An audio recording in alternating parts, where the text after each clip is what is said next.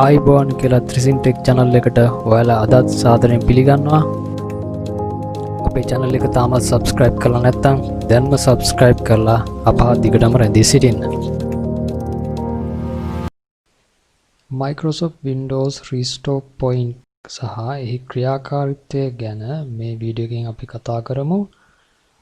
Restore Point settings වලට යන්න අපිට පුළුවන් control panel එකට ගිහිල්ලා system ගියාට පස්සේ advanced system settings වලට ගිහිල්ලා system protection කියන unit එක යටතේ තියෙනවා මේ restore point කියන settings ටික.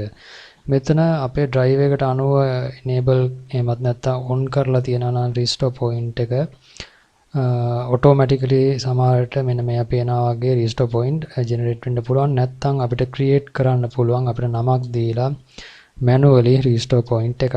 මේ restore point එක create කරාට පස්සේ අපිට ඒ restore point එකට ඕනම අවස්ථාවකදී Windows settings application restore point එක හදන අවස්ථාවට අනුකූලව restore කර ගැනීම හැකියාවක් තියෙනවා. ඉතින් මේකේ මෙන්න මේ ආකාරයෙන් අපිට හදිසි අවස්ථාවක් આવොත් එහෙම restore point එකක් මෙන්න මේ විදියට manual ගිහිල්ලා select කරලා restore point එකක් create කරගැනීම හැකියාවක් තියෙනවා. යම්කිසි වෙලාවක් ගන්නවා මේ restore point එකක් නැවත අපේ Windows පරිගණකේ යවත්කාලින කරන්න සිස්ටම් එක මේ ආකාරයෙන් රීස්ටාර්ට් වෙලාවක් අරගෙන තමයි restore point එක මෙන්න මේ ආකාරයෙන් අවසන් වෙන්නේ.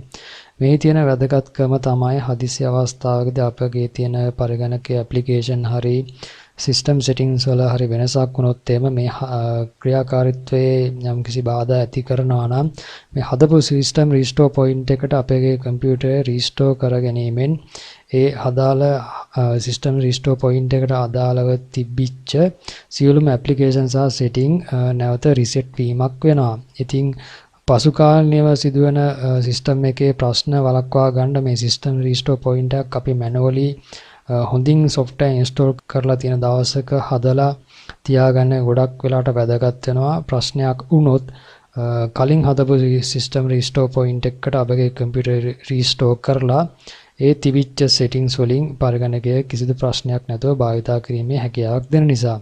ඉතින් Thrisin Tech channel එකත් එක්ක රැඳී සිටියට බෙහෙවින්ම ස්තුතියි. මේ වගේ වීඩියෝස් සමග අපගේ හා දිගටම රැඳී සිටින්න කියලා ඉල්ලනවා. බෙහෙවින් ස්තුතියි.